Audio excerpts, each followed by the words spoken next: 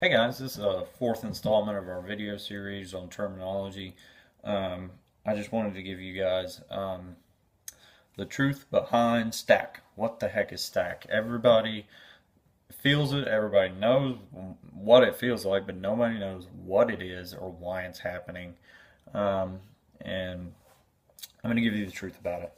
What stack is when you draw a bow, the limbs bend so much. It goes from here to being bent like so. Just imagine my hands are the limbs being bent so much, and then eventually they stop bending.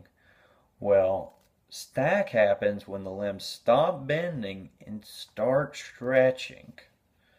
So, if that makes sense to you, the limb goes so far in its bend and it won't bend anymore because the string angle that we talked about before is so severe.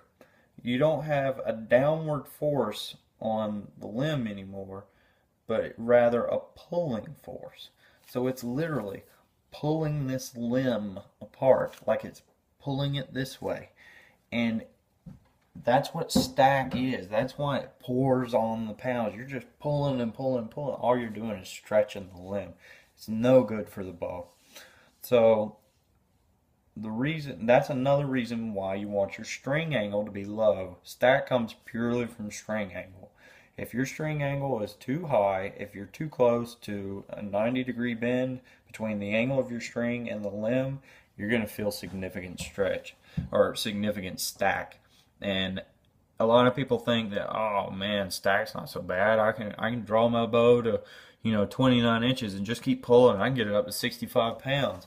And then when I let it go, it's going to be really fast. Well, that's not the way it works. The limb has to be traveling in a forward motion to impart any energy to the arrow.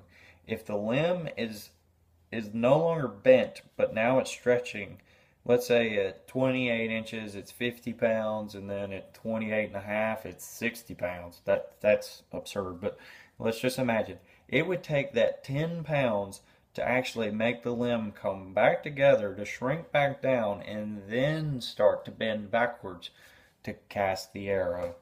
So stacking is not good, and it happens with shorter bows. Now, the way that you get around that is by changing the string angle.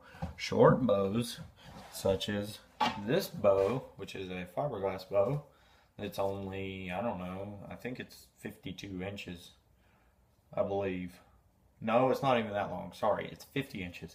This bow is only 50 inches long, and as you draw it, you can draw it all the way back to 30 inches because the tips are recurved so much. And these are non-working recurves. You can see they're very thick here, and then they thin out, and this is where the limb bends. So the limb doesn't bend here, but it does bend here. A lot of people will say, hey, I got C's on my bow, but you don't. You have a static recurve. So as this bends back, it actually, the string angle is still pretty low. So what it does is it causes the limbs to bend more so in a C shape.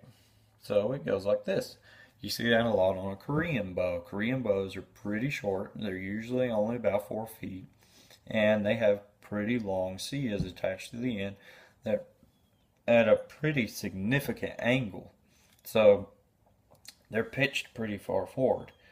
Well, what that does is it keeps the string angle really low, and it causes the limb to bend way past where it should be.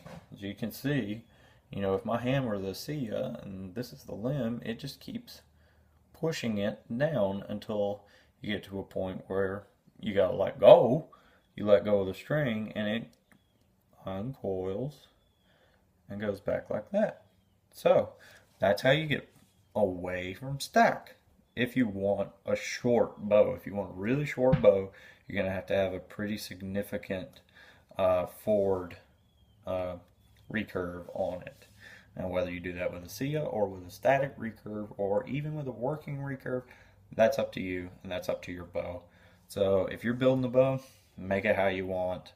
If you're buying a bow, buy the one you want.